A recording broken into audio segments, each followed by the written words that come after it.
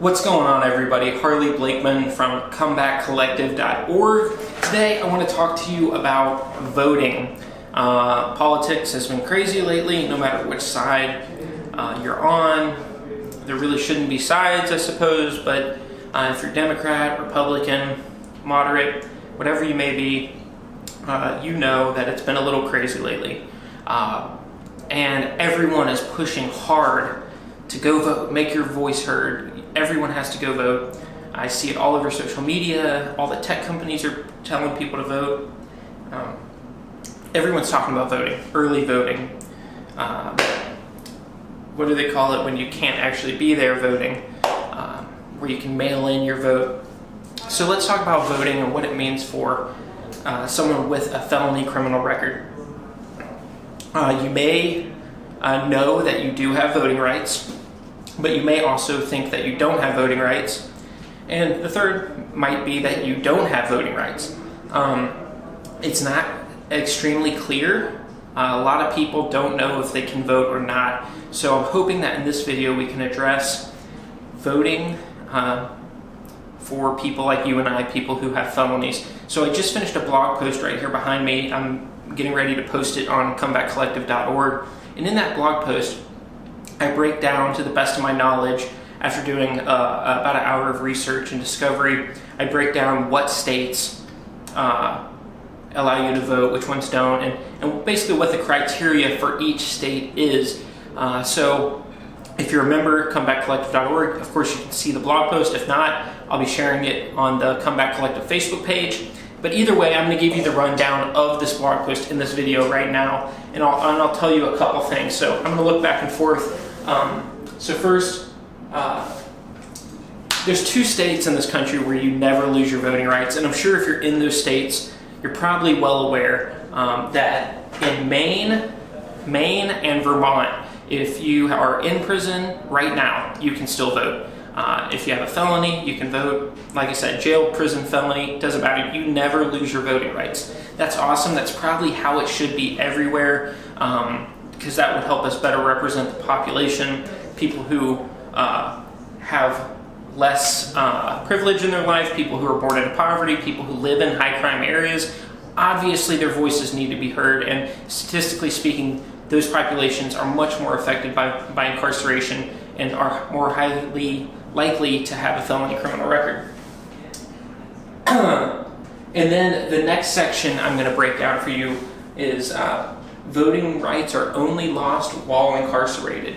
So as soon as you come out of jail or prison, you don't even have to do anything. Your voting rights are restored if you live in these states. So as soon as you get out of jail or prison, your rights are automatically restored if you live in one of these states.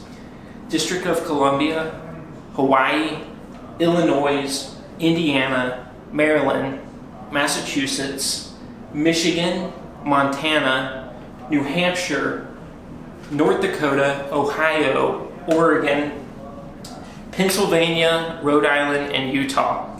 So hopefully you were able to hear me. I'm sorry I'm looking back and forth here. But those states, as soon as you get out of jail or prison, you can vote. You just can't vote while you're in jail or prison. The next section, your voting rights are lost until you complete any post-release requirements. So maybe you're given 2 years of probation and some community service. Once you complete all that, you can vote again. Maybe you have some fines you have to pay. Once you pay your fines, you can vote again. In these states, after you've completed all terms of your post-release conviction, you can vote. This is a long one, so I'm going to move the camera to better serve you.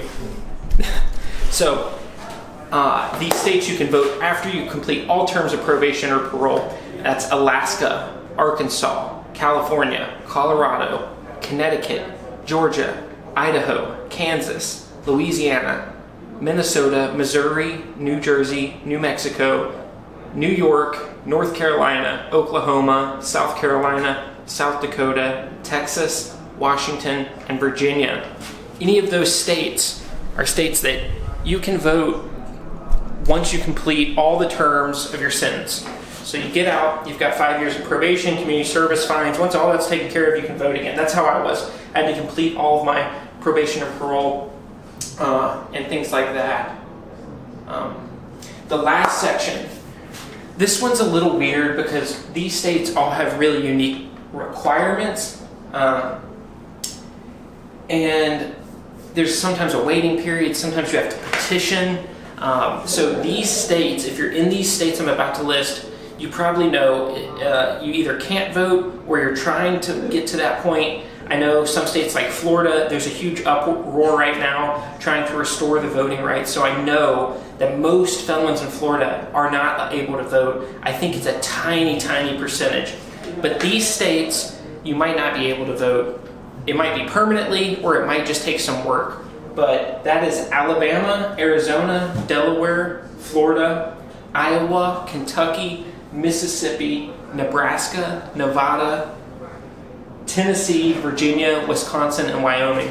And about the states I just listed off, it doesn't mean that you'll never be able to vote again or that you can't vote.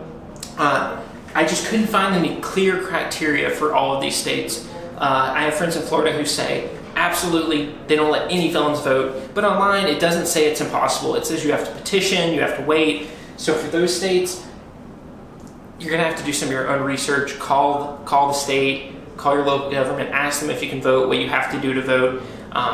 It might take forever, but if you can restore your right to vote as an American, that's something that we should be practicing, and we need to make sure that people who are affected by the criminal justice system have some sort of voice in our democracy.